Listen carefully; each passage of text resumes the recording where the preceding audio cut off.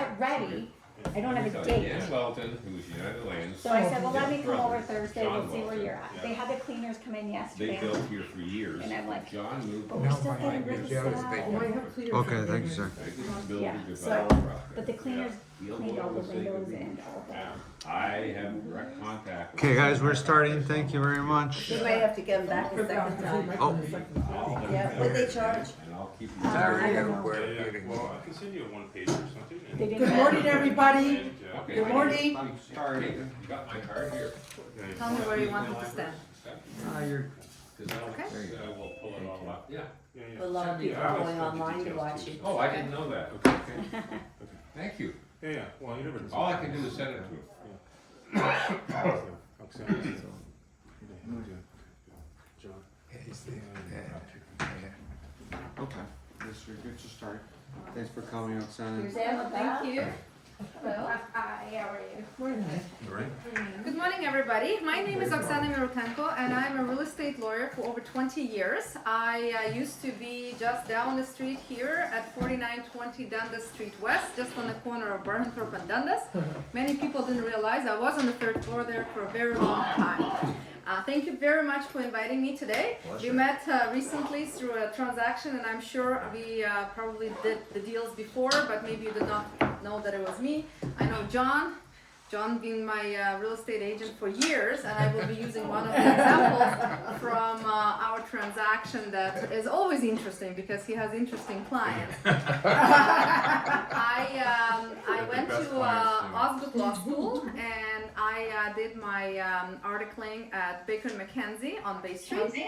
After that, I was working at Minden Gross Grafstein, and I was practicing estates law, which is very interconnected with real estate law, as you know, and I find that this is the best combination. I don't do everything else because a lot of lawyers do everything under the sky, and I always say you have to really choose your lawyers, because recently we tried to close a deal with a criminal lawyer who in the day before closing finally gave up because he had no idea how to prepare a statement of adjustments. He didn't even know what it was.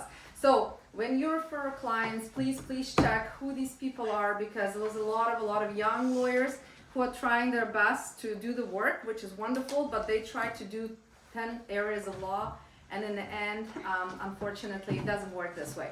You have to really, I believe you have to specialize, and this way you can give the best service to your clients. So back after I did my articling, after I did my Minden Gross Estates practice, I opened my own firm here on the corner, as I mentioned, and started in this Etobicoke area. So I usually, as I said, because I do work with estates and real estate today, I thought we discussed a topic that would be very good for you to know. I'm sure you know a lot about it, but I wanted to give you more hands-on, different scenarios, different examples that we deal on a daily basis.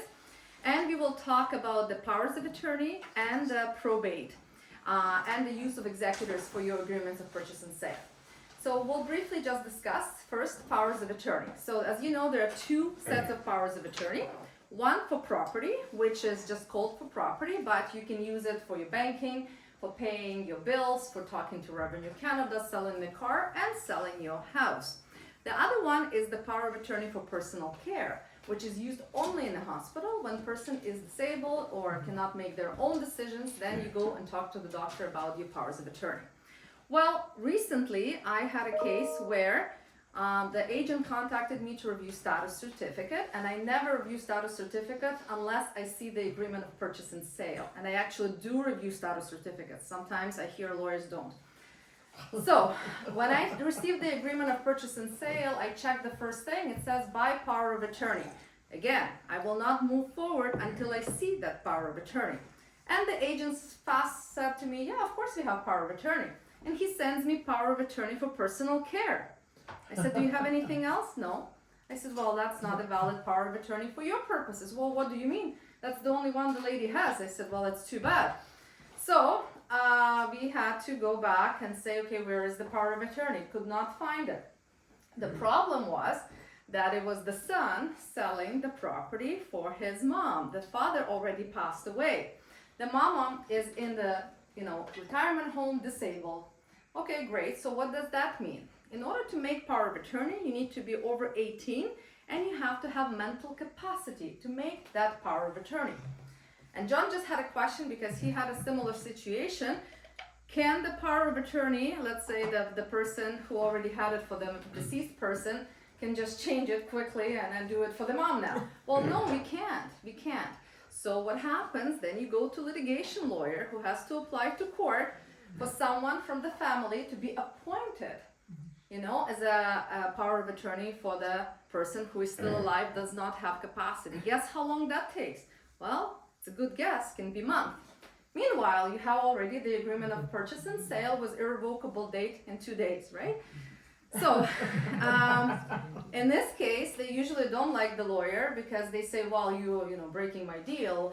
The person needs to sell. We need to do, well, yes, but at the same time, it's much better to stop or extend the closing day and deal with it now rather than dealing with it a day before closing. That's why I will not move forward with the review or with anything until I actually see power of attorney, because it's happened too many times. So the good advice for you when you meet with your clients and they say, well, mama is not well, oh, she's in a retirement home. By the way, there's a lot of fraud with that happening as well.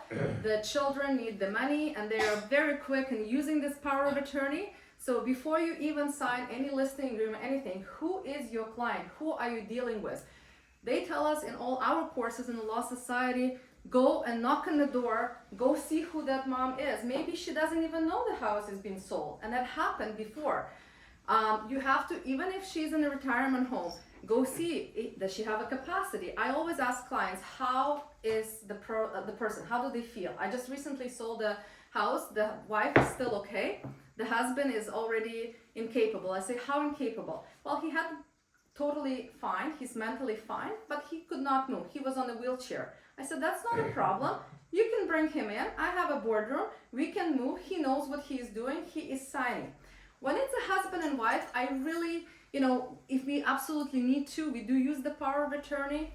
We are always questioned by the title insurance because before, as you might know or might not know, the powers of attorney were used and only the attorney, the person who is responsible for signing all the documents, would make a statement that the power of attorney is valid. Now, I would say about 5 years, I think, we as lawyers have to also make the statement that not only the power of attorney is valid, but I took all the steps to make sure that it is valid. What does that mean? As we sign the documents using the power of attorney, we dial the person. I say, okay, is the person still, where's the person? Oh, he's on vacation in Costa Rica. Great, let's dial him. I want to see him on not just on the phone, I want to see him on WhatsApp, I want to see him on a Viber. Hello, do you know that we are selling your house? Yes, no? Do you know the property will be sold on such and such date? The money will be deposited into your account or into a joint account. Are you okay with it? And we take notes. Because the title insurance, when they actually issue the policy and we mark that we are using the power of attorney, they will go back after the lawyer and say, well, did you take the steps? They want to know everything, why we are selling, who will get the money, is the power of attorney still valid? Maybe it was revoked, we don't know. So it is very, very important for you to find out, first of all, why the person is using that power of attorney. If the person is mentally incapable, great. I will not move forward until I see a letter from the doctor. Oh, it's hard to go to the doctor, No, it's not hard. In every retirement home, there is a doctor on site. The doctor can give you a letter. It's to protect you from any lawsuit that you might have, and also the lawyer. So I always ask for that letter. Even if the son says, no, he's not well, she's not well, she can't pick up the phone, get me the letter, please. And I put that letter in my file, and I know that I can sleep better at night. And I know that everything is done properly, okay? So first of all, check the powers of attorney before even putting property on a sale. Check why they're using it, and check, because a lot of times what they do, the children sometimes, they use the money they put into the account. The account also, power of attorney can use the account, and they go and spend the money in a casino and money are gone. And it happened many, many times. They had a power of attorney case where the husband was in extended business in Hong Kong, gave the power of attorney, she had gambling issues, same thing. Sold the house, everything was gone. They went to court and the judge said, well, the power of attorney was valid, lawyer did everything correct, the agent did everything correct. It's the power of attorney, it should have been, at least checked. Why, who is using it, do you know it's been used, okay? So that's about the power of attorney. Another issue, sometimes I get a valid power, no, okay, let's say a power of attorney for property. I check, everything is okay, we get to the witness. That was a recent case, last week. Look to the witness, who's the witness? Oh, I don't know who was the witness. What's the name of the witness? Oh, I don't know, I think it was my husband. Well, isn't the husband your power of attorney? Yes. I said, who did the power of attorney? Oh, we did it from internet. You know, it's easy. It's why pay the lawyer, right? $150 or $300. We just use the power of attorney. Isn't it valid? Of course. You know, the document is valid if you make it valid and right. So with the power of attorney, you always have to have two independent witnesses that are not the attorneys and are not related, right? So you cannot have a son, let's say, who is named as a power of attorney to be a witness, or his wife, you know? So we had a case where that was a problem. And thank God, the person was still okay, and we were able to exercise another power of attorney, prepare another power of attorney with the proper witnessing. They wanted to use it because they were trapped too far away, like 3 hours away. They didn't want to come all the way, so only one person came. But we managed to prepare the power of attorney properly. They went to the lawyer in the area, signed it. Again, no electronic signature. Some people, oh, let's do DocuSign. Well, no DocuSign for powers of attorney. It's very, very important. When the COVID hit, we had in the first week Law Society seminar, and they said, if you're doing powers of attorney and wills, if you want to close your practice because you feel unsafe, then don't do it. Because there is a very, very stringent direction when you have to sign these documents. You have to have you and your assistant as a witnesses. That person, you have to check if there's anybody else in the room. What if somebody's using undue influence? Make sure that that is not happening. How can you make sure in this room? There's 10 people sitting. How do we know? So I, as a lawyer, have to do my due diligence and say, can you please take your phone and show me who else is in the room? Then they have to send me back the originally signed documents. Then I have to sign, put them on a screen, and then sign with me. It's very complex. Yes? So if you said that the power of attorney, let's say in front of the lawyer, Yes. that you need two witnesses? Two witnesses. Well, me and my assistant. So there's two of us. So Ah. two. But it has to One be... is not enough, yeah? No, never. And not related, and not the person who is. So in this case, the power of attorney was for property, except the witness was wrong, so we couldn't use it. So and it came up, like I said, in the very end. So you try to, like I said, when you go there to sign, you have to ask when, what, and how, and pray to God that these people are still alive on closing. Because we had a deal once where they said to me, the children said, well, they're in their 90s, they're not well, we're selling property using power of attorney. Well, guess what happened? To the time closing happened, one person died. And we will get to that point. What will happen then if it's not jointly held? Well, and it happens. Once I had a case where the doctor said it's like the lady has a couple of days left. So what the agent and I did, called the bank. Do you think we can advance closing? Because the lady is literally dying. The bank said yes, send me mortgage instructions, and we closed the deal, and she passed away a day after. So sometimes you really have to know who your client is, what is happening, call them, because people just like, they don't tell you, you know, they don't tell you these things. Even checking the ID, we were told by fraud squads, they always attend our seminars.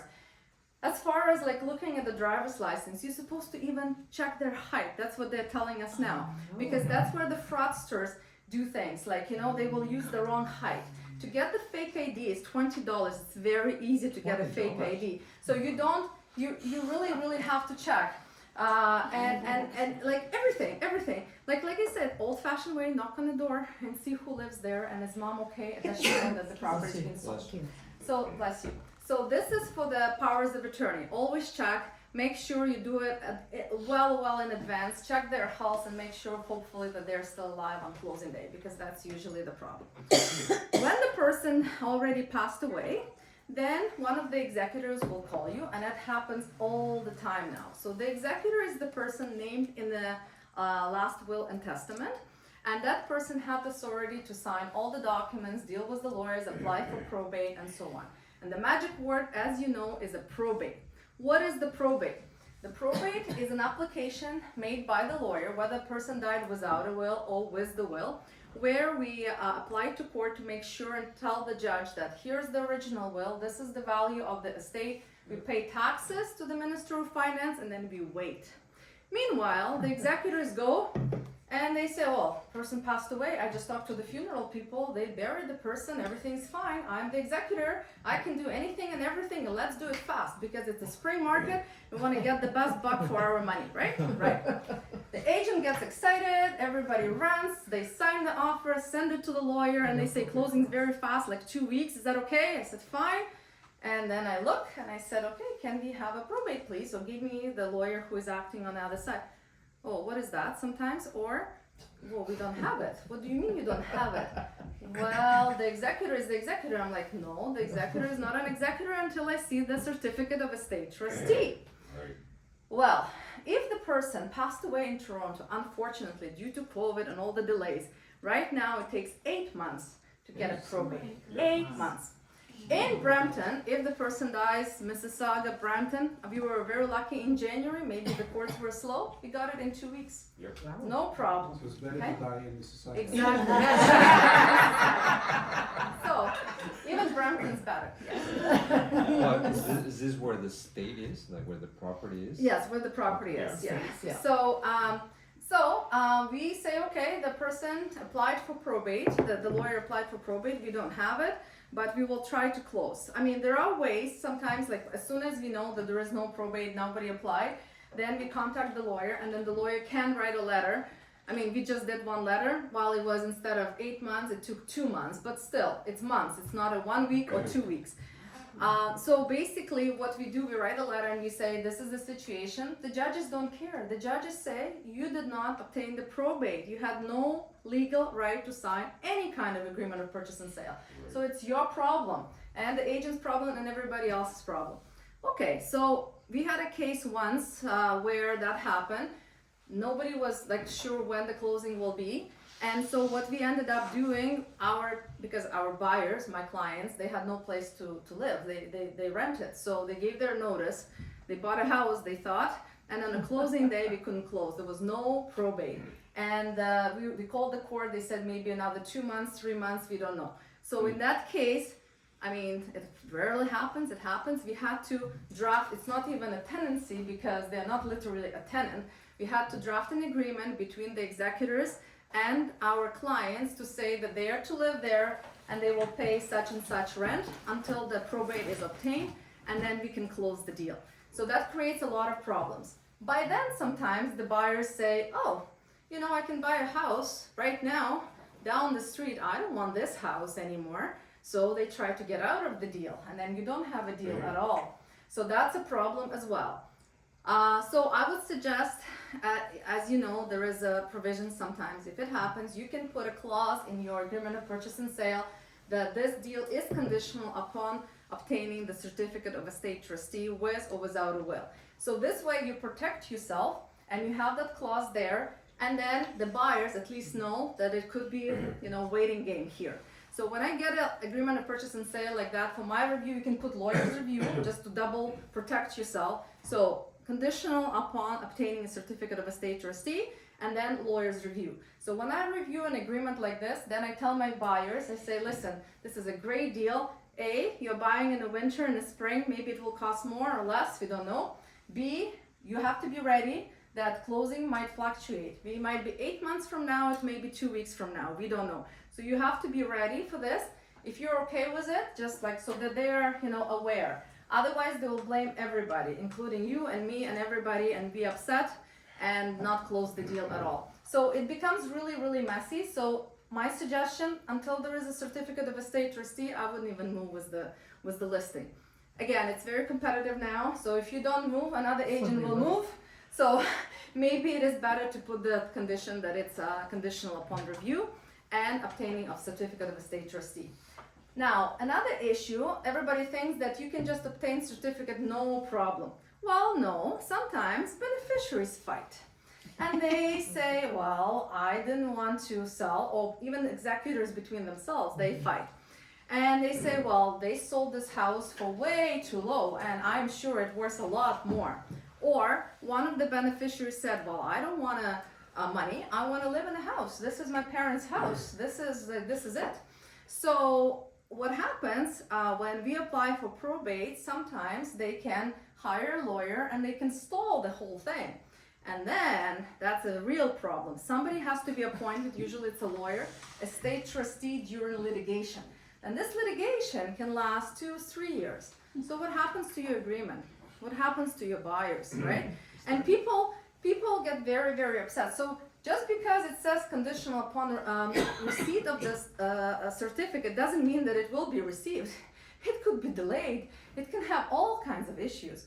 And you have to explain that to your executors who really want to sell right now and fast, and the buyers who are buying, and just tell them, oh, by the way, this is an estate sale. Usually the price is really good. It goes fast, but this and this can happen if there is no certificate of estate trustee. It's very important. And the litigation in estate happens more now than in the family law. So it's number one, estate litigation now versus family law, because the estate pays for it. So brothers and sisters, they always say, if you had a problem between your siblings, everything comes up once the parents pass away. And they always tell us, we would rather pay you than my brother. So you can get paid and you can write letters, and guess who pays for all of this litigation? The estate pays for litigation. So the brother or sister will get less money in the end. That's why they litigate, and that's why it's number one litigation now, and it lasts forever, especially in Toronto because of the judges and how busy they are. So it is very tricky when you have these estate sales, but you just work around it. And again, will, validity of will. You think the executor is the executor. Well, what if the witnesses were wrong? What if what if there are issues with the will itself? When we send things for probate, the judge has to look through the will, and if the judge finds that the will is not valid, everything stalls. And then it goes for, it's called direction, motion for direction, to see what this person meant when they were preparing this will, especially when they prepare it themselves from the internet, because they all do now. They don't want lawyers, they know how to do everything. And when I do my estate seminars in the retirement home, I say, first question, how many of you have wills? You would be surprised, 10% of them have wills. You know the average age there, 85 to 90, they do not have wills. Half of them don't even have capacity anymore. And that's the problem. So these wills could be challenged by family members for whatever reasons there are there. Sometimes they're challenged saying that the father did not have capacity when he prepared the will. Go, prove that. That will take 5 years maybe, until they settle and so on. And meanwhile, you have an agreement on the desk. So you really have to, these deals are, some people consider them very easy. Usually they don't have mortgages. Simple, quick closing, that's it. Everybody wants to get rid of this house and that's it, right? Well, not so fast. You have to be really, because they want money, right? Usually it's the question of money. So you have to be very, very careful and just cautious. That's all I would say about that power of attorney and the use of the wills in your real estate transactions. So that's kind of like the real cases that we recently had. And that's what I do. I prepare wills, I prepare powers of attorney as well, and I do probates. And because it's all interrelated to real estate, I usually do the real estate transaction. There's one last thing about survivorship applications. So survivorship applications are used when the person had property jointly held, joint tenants. And in this case, we do not need to use a will. What we do, we just do an application at the land registry called survivorship and basically say that the person, the applicant, usually it's a wife or a husband, held properly jointly, and by the right of survivorship, it passes to the right person, to the surviving person. Now, I would say maybe 50% of people know how their title is registered. They all think it's joint. Had a case last January. The husband called, we need the survivorship. I said, great. They will tell you the same thing. It was joint. I signed the papers, he said, and they will say the same to you. So you think it's joint. And then he comes. I said, okay, great. So can you send me the deed or I'll do the search? He's like, oh, okay, no, I don't have a deed. You do the search. I do the search. Everything's registered on the wife's name. And she suddenly passed away, just like didn't wake up. Okay, I said, why do you think it was held joint? Oh, I signed all the paperwork. Well, he did as a guarantor and a mortgage. So he was never, ever on title. His name was used as a guarantor on a mortgage. So yes, he signed. What he signed, doesn't remember a thing, but he signed. He was 100% sure that all I have to do is a survivorship and off he will sell his house. Well, 8 months later, died in Toronto. We had to wait 8 months before I could transfer the title, do a transmission into his name. And praying to God that he would still survive because he was not in the best of health. And his daughter was just like, let's do it quickly. I said, it's not up to me. There is judges, we can't do much. And so we did transfer everything to him. And in that case, they also did a will, handwritten, with some neighbors, no witnesses, which is okay. Holograph will, doesn't have to be typed. Some witnesses are okay. The daughter said, what did you do? I had no idea they had no will. Well, they technically had it, but what kind of will was that? So what it meant for me, when they call you for price, like, oh, how much do you charge? Well, I give them the regular price, and then all these worms come out of the jar. And then you start saying, okay, who are these witnesses? Well, we don't know where they are. At least one of them was alive, thank God. And why are you not the executor if you are the daughter? Well, I don't know. They didn't even talk to me about that. They did it. Thank God we had the executor who didn't want to do anything with this person or will or whatever. So we had to do an application to remove the person who was named as an executor. Thank God there was a still alive witness who said, yeah, this person was actually signing this will. We had to appoint the daughter who now took care of this father who was already kind of ill but still alive, thank God. And that took, like I said, 8 months to a year before we could even move anything, on a title. So that's why it's very, very important to check everything with them. Tenants in common, as you know, percentages, 50-50, 90-10, whatever the percentage is not joint tenants, as you know. Again, they will tell you, oh, we are together on title, great. Usually it's common law of second marriages. And they don't understand that if one person dies, it doesn't go automatically to the other. It will have to go through probate. We have to pay taxes. We have to wait 8 months. We have to transfer that portion. And the kids from the prior marriage might question the validity of the will, where the gentleman said everything to my second wife, and they will say, well, what about my mom? She was the one who put down payment into this house, and we are children here, and so we don't agree with whatever he did in the will. Did he have a capacity? And off it goes, right? So it's a lot of issues. So if I scared you today, it's good. That means you'll remember my stories. And I thought it's very important to give you stories instead of the fancy presentation where people usually just look at the screen and don't pay attention to the speaker. I tested it many times. So today when we talked about the seminar, I said I'll do it the old-fashioned way with a notepad. And that's all I need because I do have a lot of experience and it makes my job interesting at the same time complex. Yes. Hi. Probate versus no probate. Okay. So you go to somebody's house and they've been told, theoretically, that, no probate's required. Yes, that's the first conversion. So it can happen, very dangerous. So there are lawyers who do it. So if it's a first conversion, meaning that's the first time that they were transferred the title, then you can do it. But we just had a case where I was the buyer and the young lawyer thought he doesn't need the probate. Oh, everything he converted, no problem. Well, the land register returned everything 2 months later and said to us that was not registered properly. You gave the money, but there was supposed to be a probate. So the title insurance got involved. The title insurance lawyer charged $120,000. Thank God my clients, of course, always, I do not buy properties without title insurance. They covered the bill. The lawyer had to apply for probate. He's now facing the litigation from the executors and everybody else. Thank God my clients didn't have to refinance their property because what happens, there is a certificate of litigation is registered right on title. They cannot do anything. They cannot sell, they cannot refinance, nothing. So we were just crossing fingers hoping that they will be okay with their jobs. And the interest rate was still low at that time, so it worked out. But yeah, it can be done. Again, you have to check with the estate lawyers. They have to look because it's not automatic. Yeah. Our friends are executor of a will. They are telling us stories that there was a friend who passed away. She was, a lot of drinking, etc. So she simply was an alcoholic, and she died probably in a bed. And the will, which the lawyer is using, it was a kind of notes which were written somewhere. So my question is, what is that mean, valid or not valid will? Like, what constitutes a valid will? So the format is like this. If it's a holograph will, meaning handwritten will, it doesn't have to have even witnesses. And it can be considered a valid will. Okay. There is a cases from back in 1700s, not 17 because there was no cars at that time. So let's say 1930s, I don't remember the year, where the gentleman passed away and he was lying on a field next to his car and it was considered valid. And he scribbled on the side of the car what he wanted, and they considered it a valid thing. So the validity of the will is usually you have to be over 18, mentally capable, have 2 witnesses. It doesn't have to be prepared by a lawyer.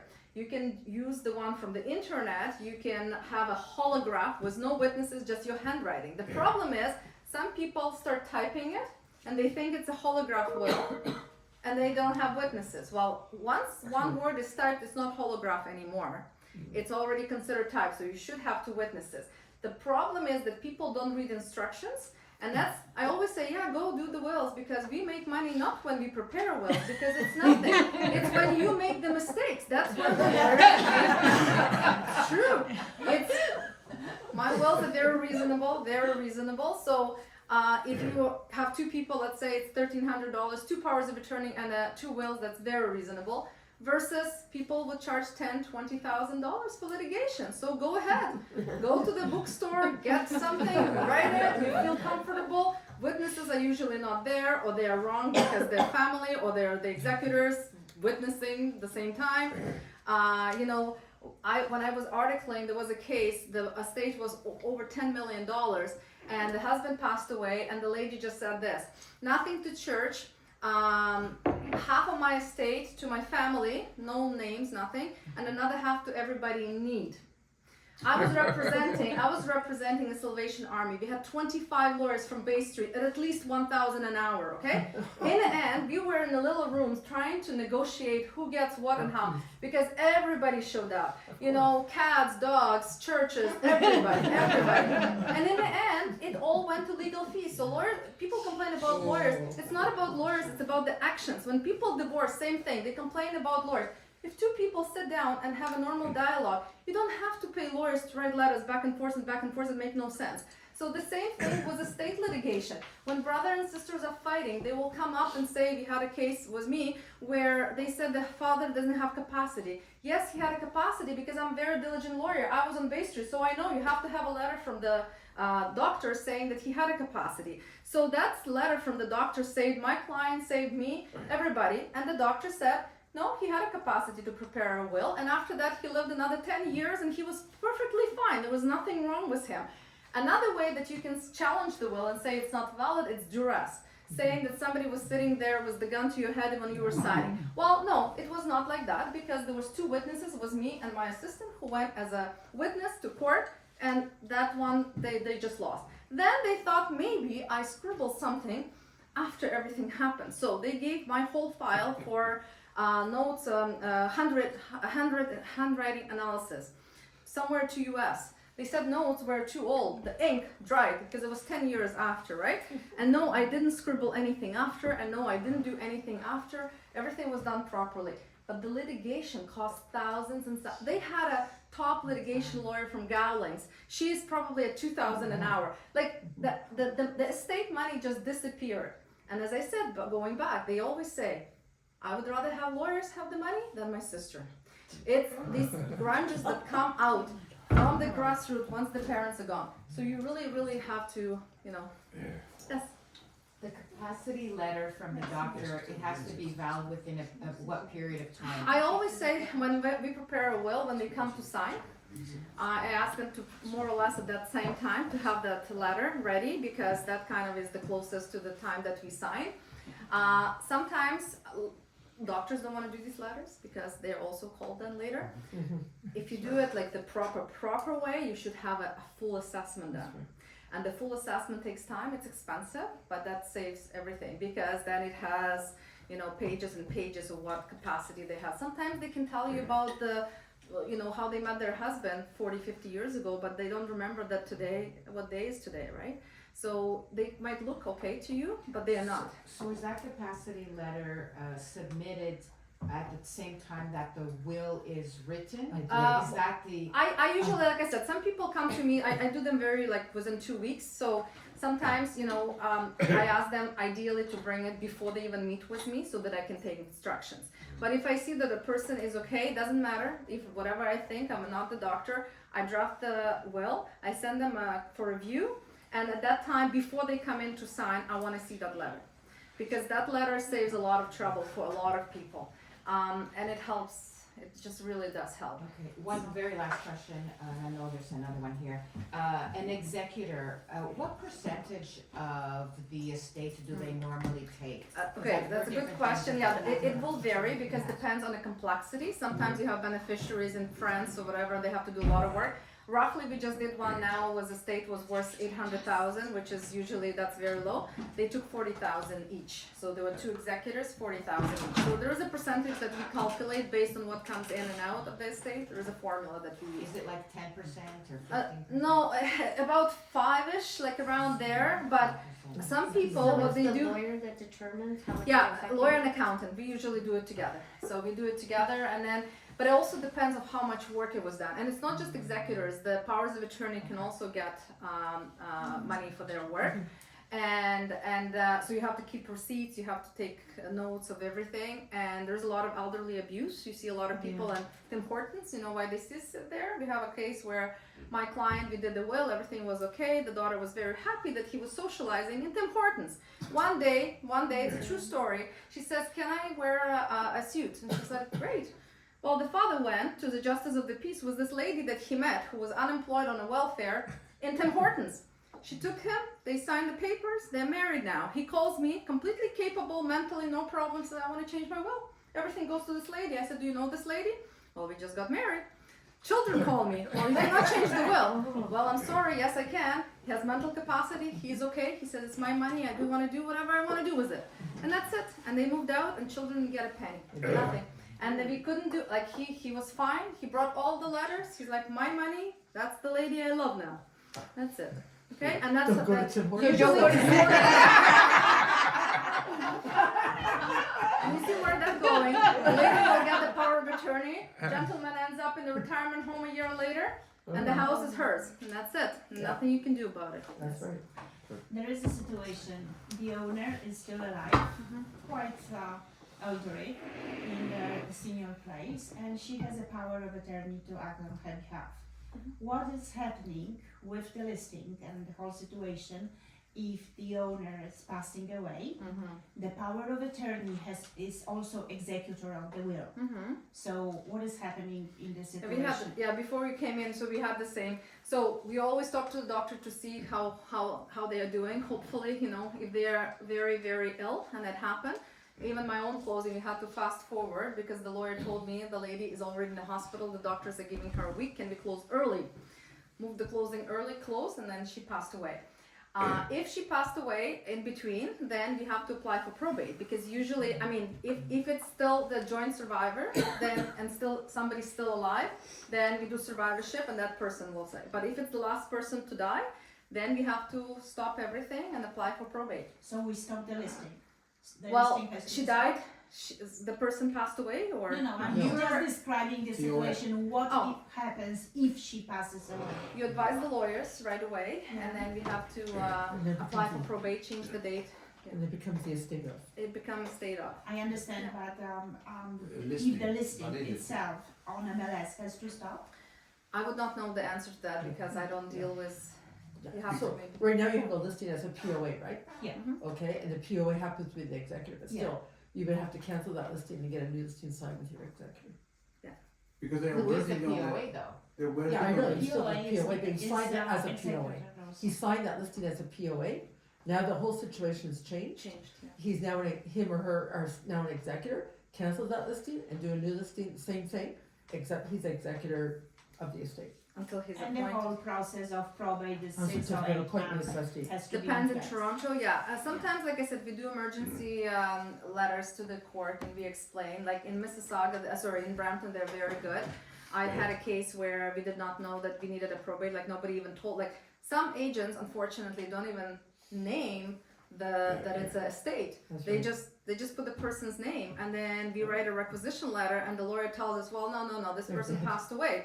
Sometimes you have both of them, and one died like 30 years ago, and the survivorship was never done, right? So when we actually do requisition, I would have just on the title when nobody did anything, I only have that owner, and then the lawyer tells me, no, it will be an estate. and then we say, okay, give me this, right? So sometimes you might not even know until you actually talk to someone. Yeah. So this is the same situation. We have the lady has a power of attorney on the person who is in a hospital. We have a listing, and a power of attorney has something like this that in case this power of attorney is incapacitated or refuses. Refuses, the unwilling. use word unwilling to do. I appoint the Other one. the A young second. one, which is her son-in-law, daughter-in-law, whatever. So then, and now we have this case and the lawyers said, I don't mind that this other person will doing this, because we were questioning this word unwilling, because she left to Vancouver, you know, and we are dealing now with the second person, Right. you know, and the lawyer said, I have no issue whatsoever. They usually have to resign, like, they have to resign, because there's sometimes, okay, the way, when we put the power of attorney, sometimes we can say, I want to name my daughter Mary and Margaret jointly, then both of them have to be present all the time, and they have to sign all the documents together. Sometimes you could say Mary and Margaret jointly and severally, so whoever is available can sign. Sometimes you could say Mary, and if she is unwilling, unwell, unable, then this other person, then that other person can sign. Yeah. Yeah. So when the offer comes in, it has to have all of that wording? No, just the person that signs, whoever is acting. You know, you have to determine who is the person who will be signing the document under the power of attorney. As I said from the very beginning, get that power of attorney before you do any listing. You know that it's person signing the power of attorney. Get it to the lawyer. Let the lawyer read, because it could be like power of attorney for personal care, as I started my seminar before. It could be completely different power of attorney. Some powers of attorney have limitations. There is a second page where it says conditions, and it will say only for the sale of this specific property and nothing else, and then you cannot use it at all. You know, so it's very, very dangerous. These powers of attorney are very I always prefer, and John knows it, if I see that the person is still alive, still mentally okay, even if they're on a wheelchair, bring them to the office, please. I want to see that person. I want them to sign in person, because that's very, very important. Question, it might be a very silly question, but I mean, my parents still alive and everything. Let's say somebody comes and prepares a will with you, okay? So I would assume that they take the will home. Do you keep a record in your office, like somebody died, like how's that? Okay, there are two schools of thought. So some lawyers love to keep wills in the old walls. When I used to be on downtown, that's where they have a humongous wall, it costs thousands of dollars, and they keep all the wills there. Why? Why do you think they keep it there? For safety, okay, but why? Because of money. Because you come with that will to do the probate. And the probate costs thousands, well, not thousands, but like from 2.5 and up. Could be $20,000. So every lawyer wants you to come to retrieve the will and then get it, because they will hopefully be the person doing the probate, right? I don't do that because I don't have thousands of dollars for the storage, and I also like people to have it, because will can be changed every day until you die, no problem. So I tell clients, please put it in a safety deposit or in a safe at home or in a place that you will not forget. If you forget where you put it, I had cases like this, totally forgot. They hid it so well for years, couldn't find it. You can always reprint unless they have no capacity. Some people take a photocopy. I do too. I don't like doing it. Why? Because if you go to another lawyer 2 years later and you take the kids out of the will, then they go back to the will that was prepared before and they say which one was valid, what was happening. So the less evidence you have, the better. There are some lawyers who will not take copies of the signed wills. They will just give the original to the client, say keep it, and that's it. Because this way there is no trace of what was in prior wills. It's so much better this way, I find, because we had a lady where she was changing wills every year. And when she passed away, we had on the desk, we had all these wills, and which one is valid. Did she have a capacity here, or maybe she didn't have capacity, or maybe somebody made her sign this will, her neighbor, who was the executor actually. So, and then there's litigation, thousands of dollars of litigation with lawyers trying to figure out which will was valid. So I always say, once we do a new one, it revokes the prior will, shred it, burn it, whatever you want to do with this other one, because you have now this very last will. Another question I've mine. heard now with like social media, emails and whatnot, like once a person dies, like unless you leave it in the will, like let's say if you had Passwords? photographs on like Yeah. a cloud, Yeah. you will not have access to that. Unfortunately, the estate law is very ancient. It's from 1700s, right?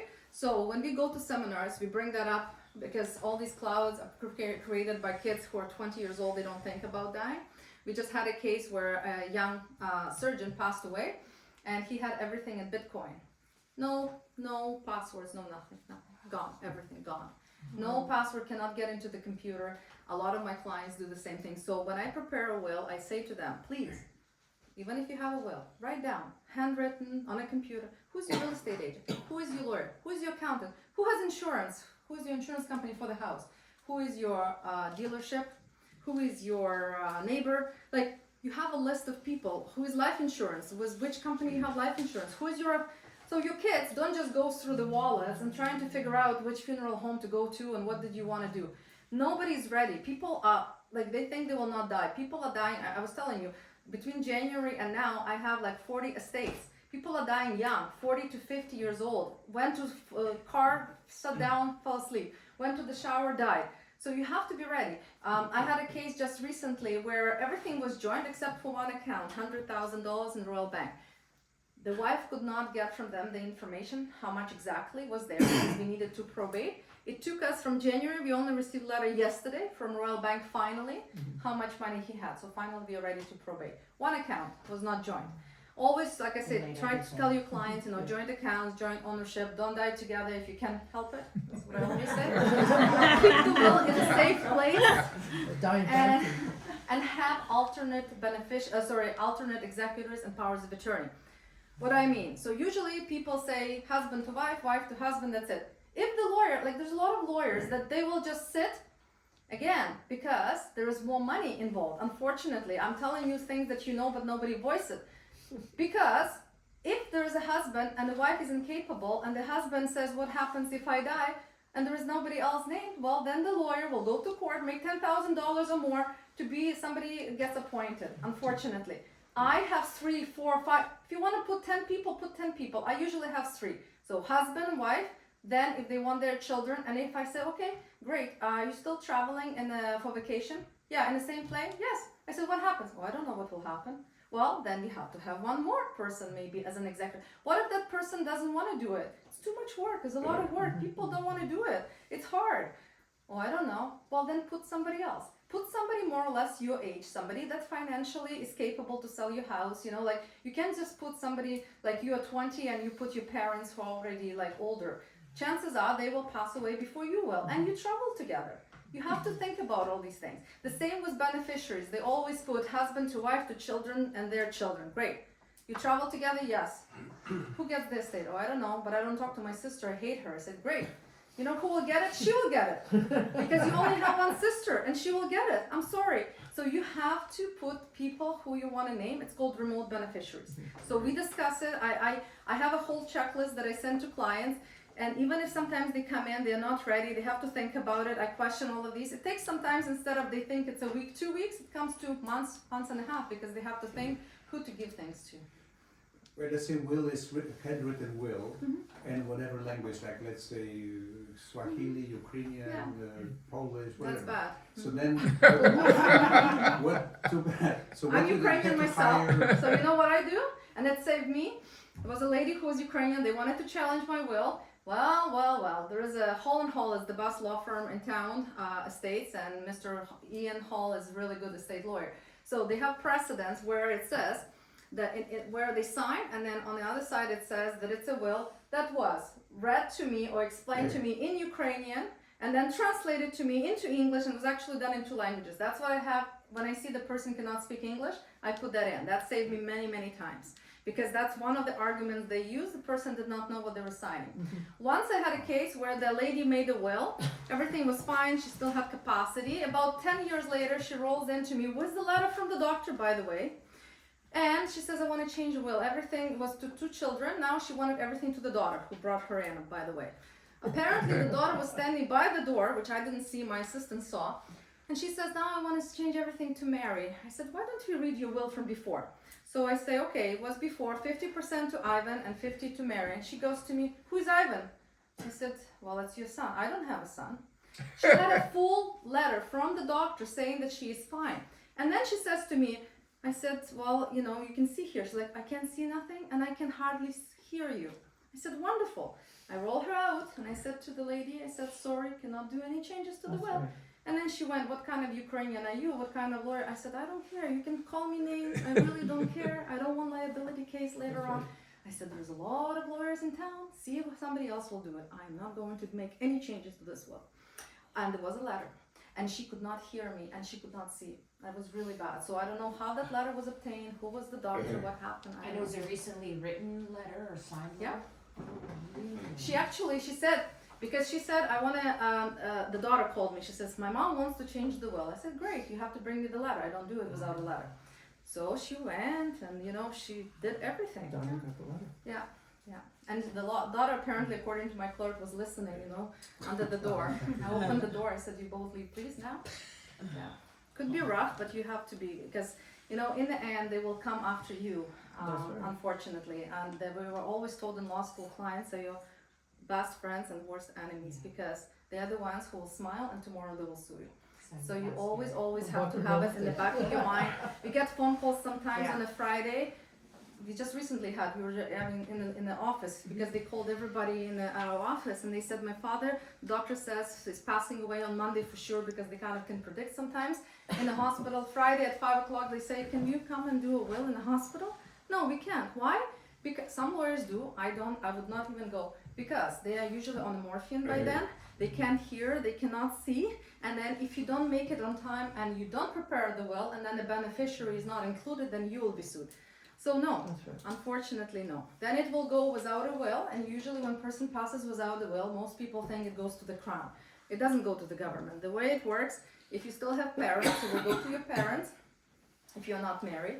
If you are married, it will go to your husband. If you are married and you have children, 350, first 350 will go to the husband, and the balance will be divided between the children. If you're single, no parents, it will go to your siblings and then their children. So there's always somebody who will get it. It's not like the end of the world. So, but you still have to have that will done, because you will have to name the executor. And if there is no executor, there is a list of who can be the executor. And sometimes they say, well, I don't want the husband to be, I want to be, you know, or the friend. If there's somebody single, who's going to do all this work? Everything freezes in the bank accounts. Nothing moves.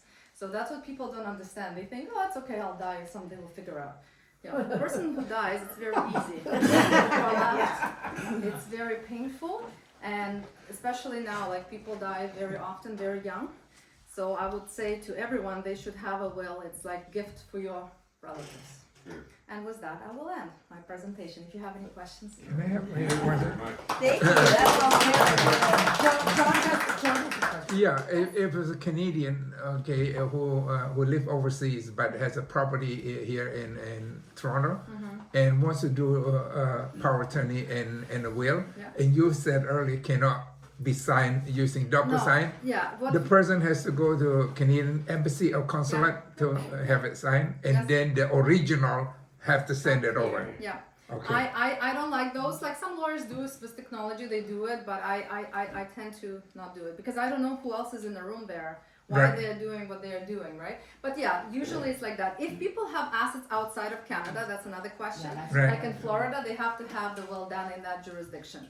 So if it's Florida condo, we cannot, you know, No, the asset is Oh, no, I here, understand, I but the understand. person live I overseas. understand. Yeah, They should have it done properly through the embassy, Canadian Embassy, embassy. yeah. Okay, thank And you. it's painful because they don't usually know how to fill in all these blanks. And I always tell, when you're next time in Canada, please come and do it, unless it's an emergency, you know. So Oh, can the will prepare here or the power of attorney prepare here and send it over there, but sign it over there? technically yes, but again, I would not. It's different. It depends on how risky the lawyer. Yes, it can, because we can see each other. We can take instructions. We can send it there. But then I don't like doing it, because you don't know what they will do with that will afterwards, right? I don't know if they will sign it properly. What if this will just fly around somewhere, right?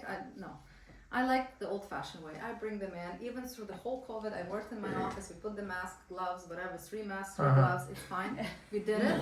And until today, I have no one deal that I real estate, I don't like DocuSign, I have it set up, I will not use it, I just don't like it. And especially now with so much fraud, Yeah. they have to now do this verification on the face, people get upset, my dad is 77, try to put him in front of a camera. Like it just doesn't work. And especially now, like it's much better because I can take notes, say this person was looking me in the eyes, this person has capacity. I don't know on a computer, you know, who's sitting next to them, why they're selling, why they're signing these documents, That's no. right. So if you have property abroad, what's the best way to deal with the property abroad? So- Here or? No, over there. So you have to Over hire a lawyer there, and then they have to prepare according to the laws over there.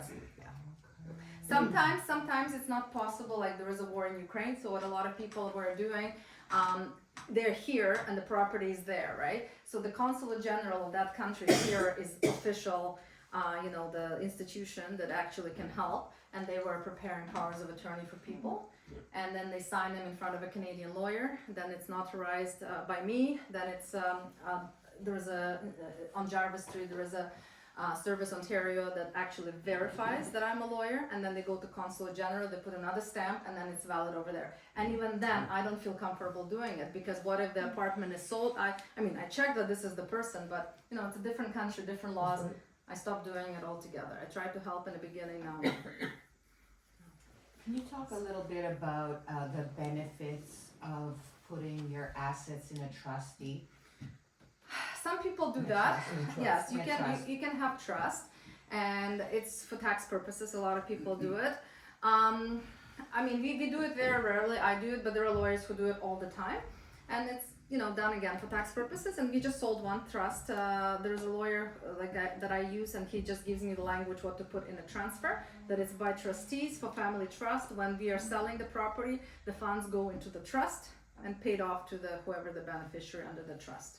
Would you So it's done. recommend if you have various assets to put Yes, things in people- a yeah. trust for your kids? Correct. I don't do the complex wills like that. I usually refer them to downtown, and they do it. They sit down, and then they will determine whether it makes sense to do it. Why? It depends on the value of the estate, who has what. But I think the capital gains tax does away with the trust. Yes, there is The new a, capital gains, yeah, they, doesn't matter, they go right after you. correct. That's- So you, like I said, I would involve, like when people, a lot of times people say, oh, I want to transfer property to my son, and I said, before you do anything like that, it's very easy to do. We can do it, no problem. Right. Go talk to your accountant, the good one, not for the $20 one, the good one. Oh, I do taxes myself. I said, that's a problem. You have to go see the accountant, please.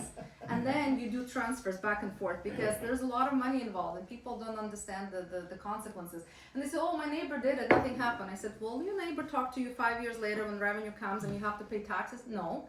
Well, then don't listen to the neighbor. Don't talk Yeah, but about the it. taxes now, the way it reads, they're doing the taxes this year, even if you don't die, Correct. you, In advance. whatever you originally was valued at to the current, you have to pay income tax on it now.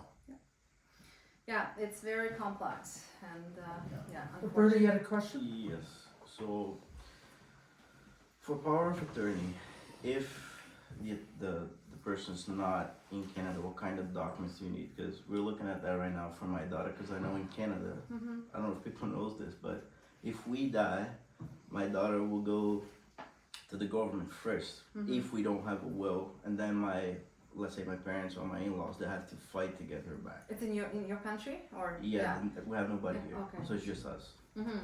So what kind of documents do you need for us to do that? That's To not do a will, or Yeah, it's just the names, you don't need yeah, any... yeah. In Canada, it's Okay. very easy. Even so if they're out of here? yeah, they will be beneficiaries, right? Yes. Yeah. So we will just say you of the city of Toronto, and everything that you have is called residue. Residue means whatever you have at the time of death. So we don't put your house now, the address such and such. Residue at the time of death. So that property, that bank account, everything, that's your residue. And then we say to give it to my relatives, and then I take their names and their addresses. If they're outside of Canada, then I do that. And then your executor will have to find them where they Okay. are. And then through the lawyer and accountant, after we pay all the taxes and all the mortgages and debts, the residue will be split according to your will. Okay. Now, the executor can never change the will. The power of attorney cannot change the will. A lot of people think that they can, but they can drain your bank account, so there will be nothing left in your estate. So that's why these good neighbors sometimes, since the children are bad, they don't come. Well, I have a neighbor, and then power of attorney. Well, they go and use the funds, and there's nothing in the will left out, unfortunately. There's a lot of elderly abuse, as I said. So it's very, very dangerous to... But you said you could limit their powers or not? You can, but then again, you don't know what will happen, right? You'll say only for the sale of this house. What if you have another condo now you want to sell and this power of attorney will limit it? So we try to keep it open instead of limiting it, unless you're going on a business trip and you just want this condo sold right now and you're fine and well mentally, then yeah, we put that specifically. So the power of attorney, similar to an executor, can get like 5% of the Yeah, they can. proceeds of the Yeah, sale. yeah. It's possible. Yeah, it's possible. You have to determine how much work you did, you know. And if that's the lawyers that determine it. accountants. So we usually do it together. Yeah. Real?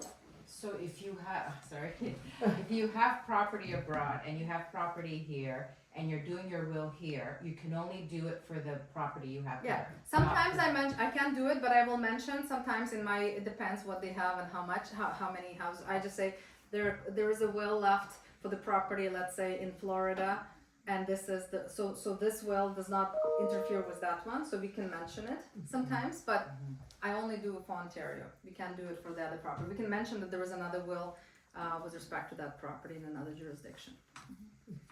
And you said with mortgages, if the person dies, somebody, the receiving end still has to continue to pay that until it's... Yeah, some paid. people say, oh, I have everything. When I say, do you have a mortgage? Yes, well, then you don't really have anything at this point yet. So, because they say, I want to give everything. We just had a case. The person passed away. Unfortunately, the wife doesn't work, never, you know, like...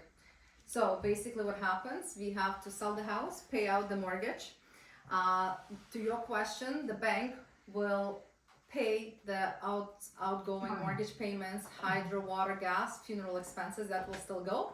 If you have no money, I have a case now, a gentleman passed away in September, there's no money, bank already is going after us, and there's no condo fees paid. So we quickly wrote a letter, so instead of 8 months, 3 months, we received the certificate of estate trustee without a will, and now we put the property on sale and we will pay all these debts. Yeah. Unless there's a mortgage, life insurance, right? And the Yeah, mortgage there will is be life paid off. insurance that can pay off, yeah, but usually... Mortgage insurance? Mortgage Yeah, life insurance, yeah. What happens when there isn't enough money in an estate? How does... They just, I heard, like, I didn't have anybody like that yet, but I heard stories where they just forgive the, like, line of credits. I had a client who was joined in title, and she had no idea. He passed away just running, and he had this visa, $5,000. She never, ever, they lived, like, for 30 years. She didn't have a clue, and it was, like, $5,000 balance on it. And she just decided to not pay, and that's kind of, they write it off. Like, that's what she said. But there's also insurance on the credit cards as well, so that people have that. But if they're a gambler, the other half doesn't know. They don't know. They usually sell. Everything comes out afterwards. Do they come after the kid, like say, No, see, no. Even in the States, Even this lady, like, they were joint, and we transferred the title to her name alone, and they didn't. The Revenue Canada, yes. I have a situation now. We will be selling next week, and there's $480,000 in income tax. The Revenue Canada put lien on both property. It was just his debt because she's joint, so they will split that. You know, we'll calculate it out just for his portion, not for hers. And I also referred her to tax lawyers. So sometimes, I mean, he accumulated because he was sick and he couldn't pay taxes, and was an interest that grew to $489,000. So would and she they put a lien on both properties. Would she be responsible if... Not for her portion, just for his. And then again, I refer her to the tax lawyer, so maybe she can go to court. I don't know, whatever they do. Yeah, but we have to sell right away. Like, he literally died last week, and it's already in the market. And they put a lien, sometimes they don't even tell you, of course. Like, they write letters, and then they just put a lien, and some people don't even know it's registered. And in this case, there was principal, resident, and investment property, and they put it on both. So she now has that debt plus the mortgage. So when people think they have things, unless the mortgage is paid out, you literally, that's why we say residue, whatever is left. Sometimes it could be nothing, sometimes it's millions of dollars. Or sometimes could be debt. Could be debt. She may have to pay his debt if she will have to, because everything it's sells registered. and there isn't enough money to There is a cover lien. everybody. Yeah. That's possible. That's possible. right? Yeah. Thank you. What Thank is- you very much. There's my cards here. I'm in the area. I'm just Blue Renaissance, very close by. Thank you, Oksana. Before you go, guys, listen up. So there's a couple of things with Rico, okay? But I think she wants to take a picture. Okay, so a couple of things with Rico, okay? So remember we talked, when Lou was in, and he said the only thing on multiple offers is just the number of offers? Still have to disclose if it's your own offer, if you're commission cutting, if you're the listing, if the and it's multiple, and the cooperating are commission cutting. Okay, so we're back to the same way we were when in REAP as far as multiple offers. Number of offers. Now let's just do my RICO update. That's why I found this out. Number of offers. If you have your own offer, it's not multiple if we're DRs, unless you are in the DR situation. And if there's any commission cutting, and the competing, if there's any commission cutting on a competition. Do you have to indicate by how much you're Percentage going wise, to percentage, not dollars. Okay. Okay, half point, quarter point, whatever. Okay? And one more thing, if you're doing your own property, Rico's telling you now, you can't double end your own property. What? Oh. Yeah. Okay? Okay, so but you can do it right, you don't have to. Yeah, Rico, you're allowed to sell your own property, right? But Rico's telling you not to double end your own I property. try. That's why Yeah, but, I do but if you're it doing it privately, you are double. in the banks. I'm and just shit. that's what their advice is right here. Yeah. Sometimes people say they're afraid to talk to them. Okay. And they don't understand. Thank you. So